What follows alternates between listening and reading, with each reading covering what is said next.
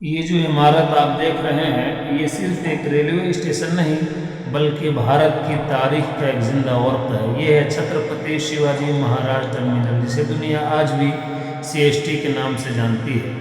اس station کی تعمیر کا آغاز 1878 عیسوی میں ہوا اور یہ 1887 عیسوی میں مکمل ہوئی۔ اس نے ڈیزائن کیا۔ یہ عمارت وکٹوریہ طرز عمل کی ایک شاندار مثال ہے، جس میں ہندوستانی فن تعمیر کی جھلک بھی صاف نظر آتی ہے۔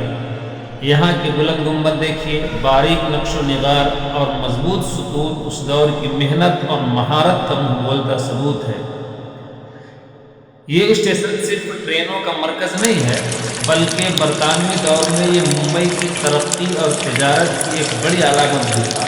وقت گزرتا گیا، سلطنتیں بدل گئی، لیکن یہ عمارت دیکھ لیں آپ، آج بھی اسی حالت میں موجود ہے۔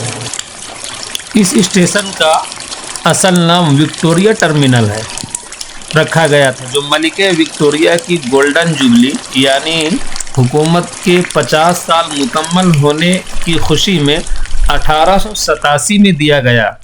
1996 میں اس کا نام بدل کر چھترپتی شیواجی مہاراج کے نام پر رکھا گیا ہے۔